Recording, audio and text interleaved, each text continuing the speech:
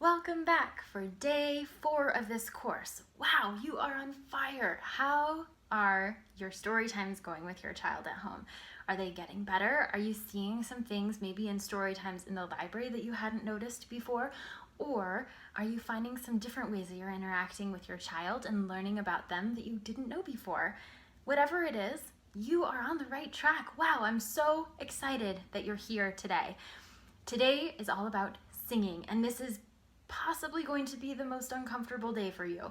That's okay. Embrace the discomfort because you are teaching your child and it's not about you. So remember those first 3 things that we talked about in the first module? We talked about it's not about you. You are your child's first and most important teacher. And we talked about when your child is moving their learning. But the important things to remember of those 3 that you are your child's most important teacher and it's not about you. Your child loves you no matter what.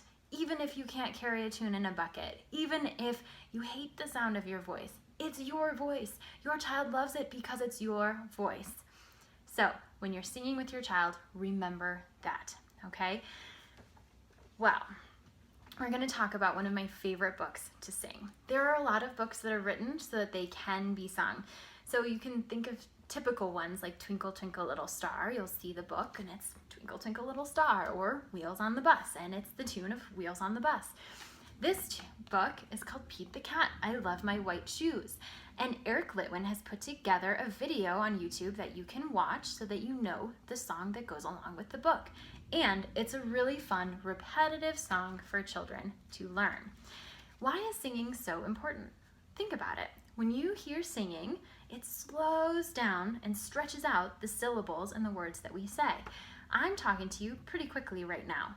If you talk to your child this quickly, they have a hard time understanding what you're saying. How often do you have to slow down, repeat yourself, make sure that they know what you're talking about? All the time, right? And the more that you do that, the more they understand those parts and pieces of what you're talking about. One of the things that you'll find, if you haven't already, is that when your child learns the alphabet, they will glump some of those letters together. Now, which one do you think I'm talking about? L-M-N-O-P. Why? Because when we sing the song, it's L-M-N-O-P, right? Q-R-S slows right back down again, but L-M-N-O-P, super quick. One of the ways that you can change up songs like that is to do it to a different tune. So if you sing ABC song to Old MacDonald, it goes like this. A, B, C, nope, that's the regular one, right? But Old MacDonald is A, B, C, D, E, F, G, H, I, J, K, L, M, N, O, P, Q, R, S, T, U, V, W, X, Y, Z, right? Do you hear how the L, M, and O, P got stretched out when you did it that way? And I had to think really hard because I'm used to singing it the regular way too. Those are great activities for your child and for you. The more that you can stretch your brain, the better you're going to be at being flexible when your child needs new things. You can also make up songs. So say you're putting socks on your kiddo, right? It's time to put on your socks today. It's time to put on your socks today. It's time to put on your socks today. It doesn't have to be a real song, right? But your child will love it because you're repeating things, you're talking about words, and you're narrating what you are doing in a fun way. So there are 3 takeaways from today's lesson.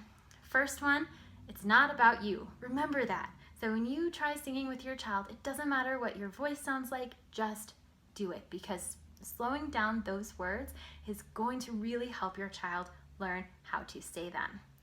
The second thing to remember is that you don't have to sing a real song. You can make up any song you want to any tune you want. Doesn't have to be the same song every time. Just make it up because it's fun. And the third thing to remember is that you want to repeat it a lot. Repetition is excellent for kids because that's how they get to know what a new thing is.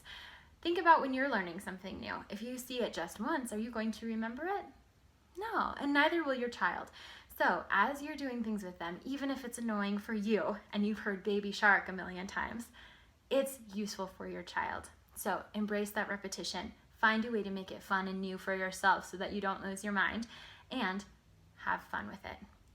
So your homework tonight is to go home, find either a book that has some lyrics in it that you can sing, or make up a song with your child.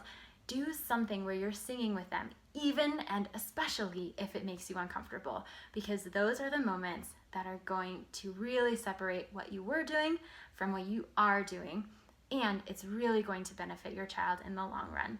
Have fun singing tonight, and I'll see you tomorrow.